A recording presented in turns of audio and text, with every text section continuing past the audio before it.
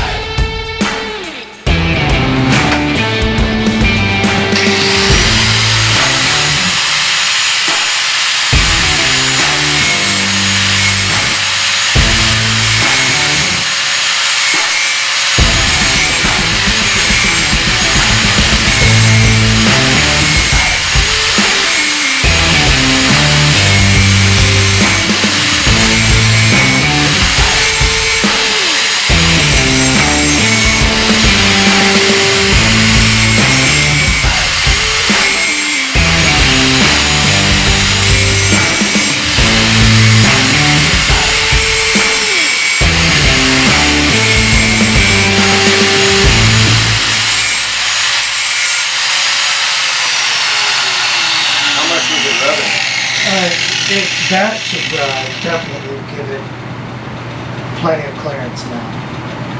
So, I mean, before I even, well, it would move, but it would stick, you know. So I only needed very little move, but now I'll actually give it plenty of space now.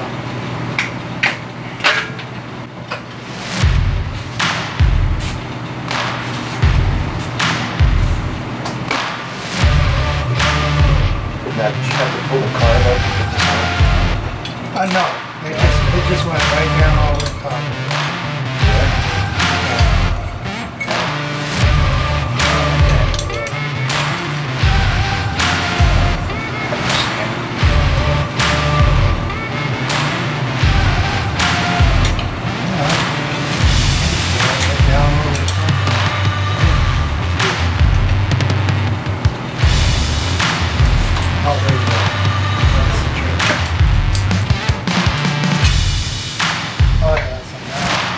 See this part right here, right there.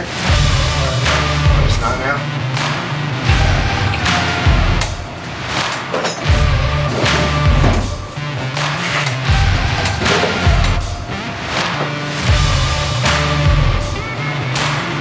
Take some more off the side. Yeah, you need to take it off right there. It was right closer to that rim mark here, right there. Yeah.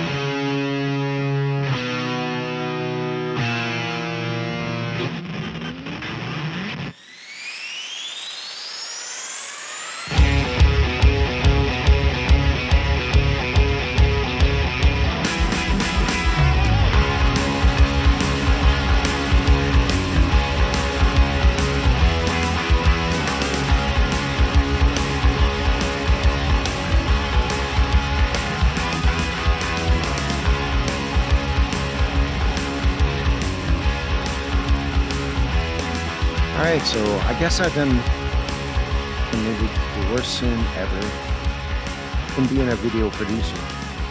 Yep, I did. All this project was going well, and then all of a sudden, BAM! Yep, we knocked the mic over, or not the mic, we knocked over the video camera as we were videoing, and somehow when Steve went to grab it and all was said and done, basically the external mic was turned on. But guess what? We did not have an external mic. So the rest of the video that I captured has no sound. That's why I'm talking to you right now. This is overdubbing at its finest. I'm not the greatest at it either, so I'll do the best I can. Basically, we got the carb on here. We've got all the fluids in.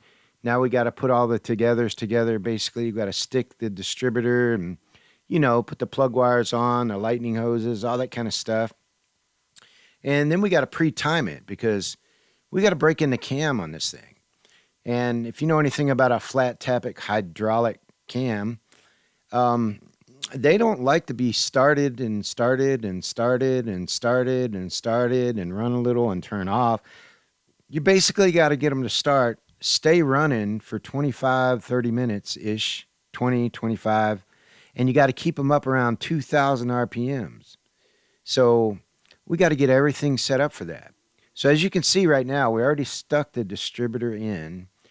Basically, you get number one up and, you know, you point it to number one and stick the distributor in there and put your cap on and make sure all that's going on. And right now, I'm in the process of hooking up a timing light. But wait, you say, it's not running. How can you hook up a timing light?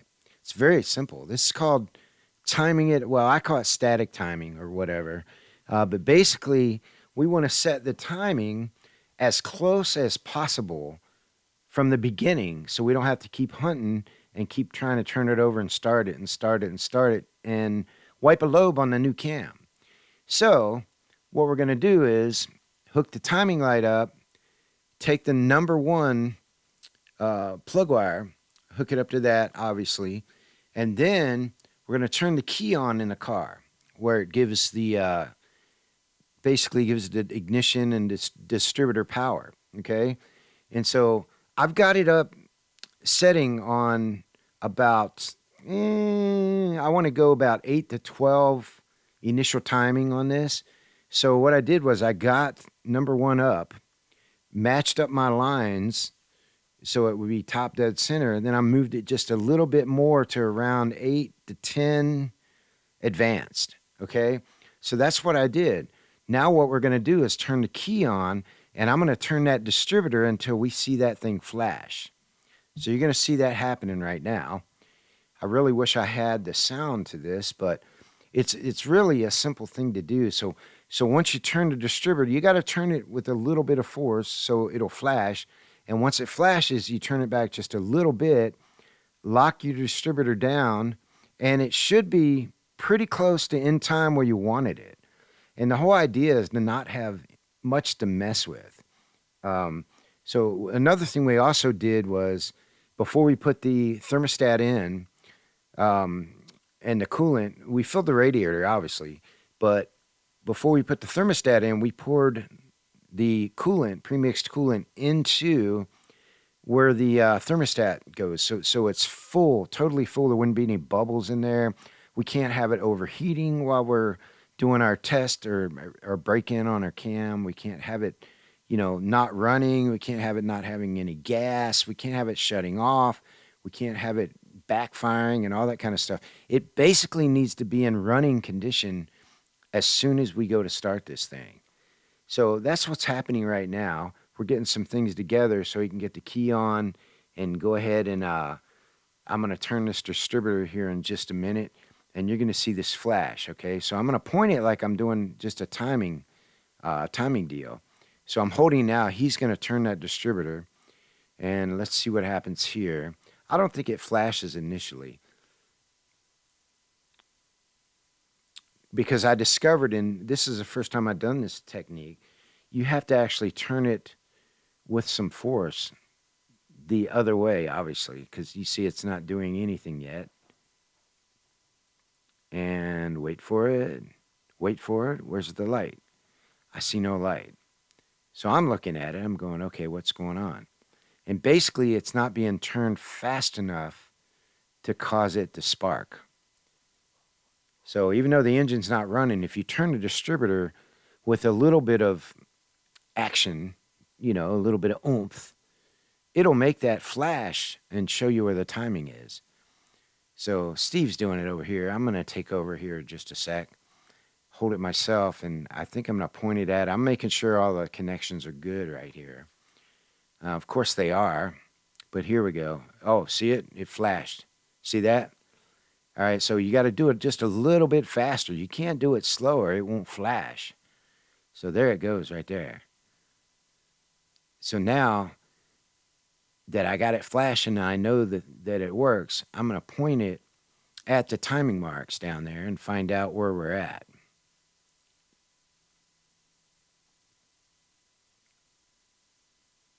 Because I want it to flash and be right on about 10-ish advance, maybe 12. Because we did put a cam in this. We put Vortec heads, you know, all that kind of stuff. So might need a little bit more timing. It's going to have a little bit more compression. So I think right here the idea is to loosen the distributor a little bit more. I don't know.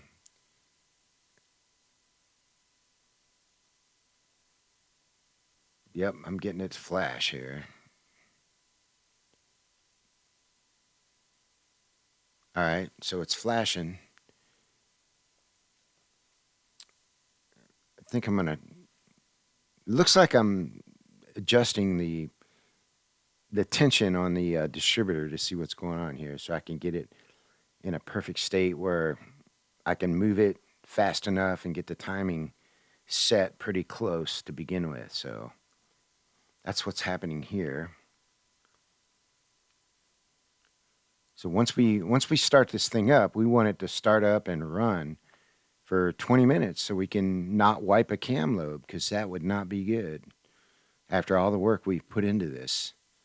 Just like having to, you know, do this vocal overdub thingy is not a good thing either. But, you know, that's how it's going right now.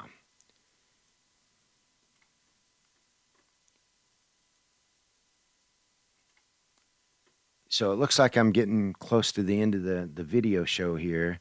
So what I'm going to do is just let you know, we went ahead and completed that project.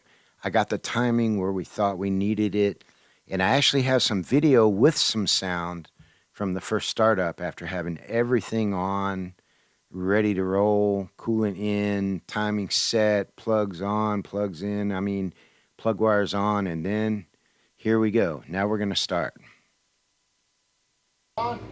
We also noticed when we went to turn the key that it wasn't engaging the starter. And so basically we found out later, which I did record that too, but it had no sound, that one of the wires that went to the starter was broke. And so we used the Lone Wolf 2000, as Vice Grip Garage says, to turn this thing over. So I got a remote starter switch and just turn the key on. And that's how we're starting it right now, or attempting to start it.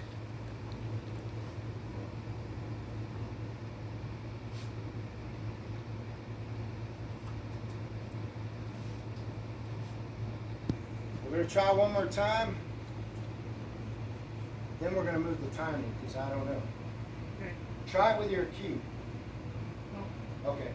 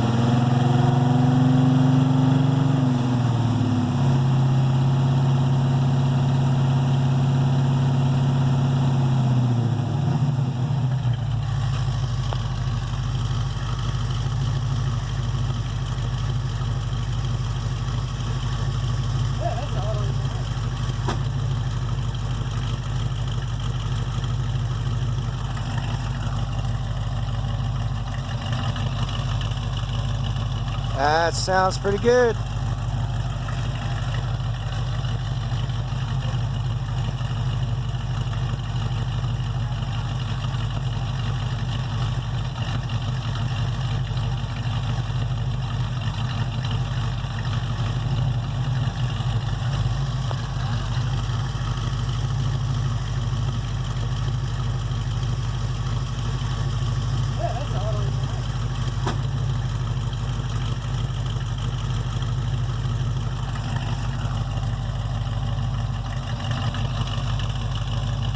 That sounds pretty good.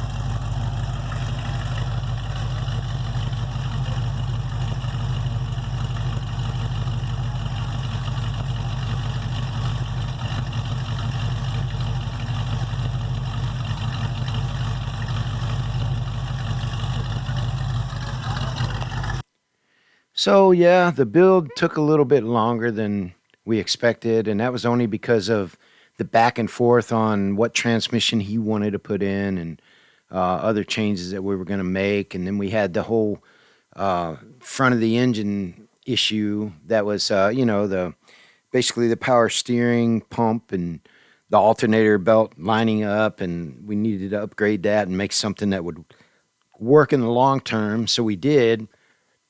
Overall, it came out really well. All I can say is I don't know how much horsepower it's making. Uh, the items that we bought to upgrade this 307, I didn't come up with. It was an article online, how to make power with a 307, and basically they said it should make about 300, 310, maybe 320 horsepower ish. The plan is in the future, if we can find one of those mobile dyno machines, we can go ahead and see how much it made. But I will tell you this, it did make some significant gains, especially in the 0 to 60. It's only got a 2-speed power glide. We ended up putting that one back in. Although we did put a stall converter with it, it's still like starting out in second gear. And he has a 273 rear end, okay? That's a highway gear. That is not a let's take them off and burn the tires off gear. So it's almost like starting out in second gear. And in second gear, yeah, it's not going to burn the tires off. But I will tell you this. We timed it before we did a 0 to 60, and it took this thing 15 and a half seconds. You heard me right. Let me say it again. 15 and a half seconds to get from 0 to 60. I could ride my bike, half of that way and beat him, okay? Obviously, I can't go 60 miles an hour on my bike, but I'm just saying, that's really slow. That's not a muscle car. That's a muscle car without muscle. And that was the whole point and why we did this build to begin with, because he spent a lot of money on this car. He got a good deal on it, but he wants it to rip like it should. So what we did was we timed it after. Of course, after we got done the build, we went ahead and went out there and did some real world tuning adjustments. Like we would go up the road, punch it from 0 to 60 and time it, and then I would adjust the timing. And I would adjust the timing. I adjusted it and all the way up until I heard it pinging, and then I came back a little, and then we went to the time 0 to 60 and see which produced the best. So we did a real world deal of getting it the best performance by ear and by numbers just by trial and error. Going up the road, 0 to 60, boom, move the timing a little bit, bam, there it is. So what we ended up with on our 0 to 60 was way better than what we started out with. Now, you got to remember, this is almost a 4,000-pound car. It's starting off in second gear, right? Well, it's only got 2 gears, so you might as well be in second gear. So before it was 15 and a half seconds. That's right. We got it down to under 11. That's right. 12, 13, 14. 15. That was almost 5 seconds on the 0 to 60 that we gained from the power that we added. So I'm thinking we're in the 300 range on the horsepower. He does have a plan in the future to go ahead and change to one of those 204R transmissions that has an overdrive. We'll see about that. Maybe a 700R4, but the 204R, uses the same drive shaft, and it's a lot of stuff that we don't have to change. So he's kind of keeping his eyes peeled for one of these 204Rs, and that it would be worth it in the long run. But I do have a video of you showing the before and after. You can hear the difference in the way it idles, the way it sounds, the way it takes off. I mean, this thing sounds good. And if it had the right transmission in it, I have no doubt that this thing would spin and burn the tires off quick, which he just got some new ones, so he might not want to do that, but you know how that goes. But anyway, here is the final video. I'm glad you guys stuck around for this. I'm sorry it took so long. I was a little flabbergasted with the video not having any sound, and me having to worry about how to piece things together and get this thing done. So I apologize for that, but I hope you enjoy it. Here's the finale and how the car turned out. And thanks for watching Cars and Guitars. I'll see you next time on the next build.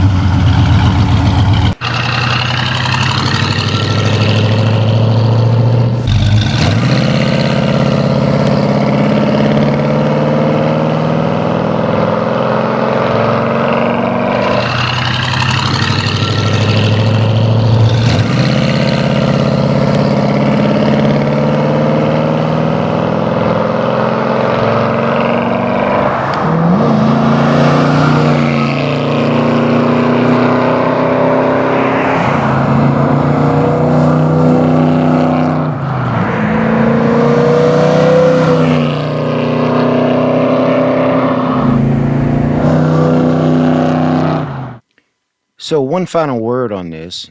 I would say this, okay? So if you got a 307, don't take it out and throw it away. If that's what you got to work with, you can build power with these little engines. They're strong, they run good, and as you saw, this one wasn't in perfect shape, okay? It wasn't in terrible shape, but it wasn't in perfect shape. Even after we put all the upgrades on it with more power, it got about 3 miles per gallon better. Plus it had, guessing, about 300 plus horsepower, which is good for a little street machine.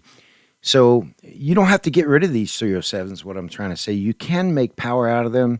You don't have to just throw them away and put the 350 in. So even with the setup that we had, even looking at it, looking back on the whole build, when I saw the way the rings were and the cylinders were, they weren't in great shape. Upgraded the oil pump, the timing chain, and the heads, long tube headers, the carburetor, the intake, all of that. And what came out was a pretty decent little motor to run with. And so, yeah, it didn't grenade. It survived the upgrades, which is awesome. Now he's going to get quite a few more miles out of it before he actually goes in and does the 350 upgrade. He's going to be able to enjoy it for a while. So fellas, don't give up on those 307s. They can go. If they're not in bad shape, go ahead, upgrade them.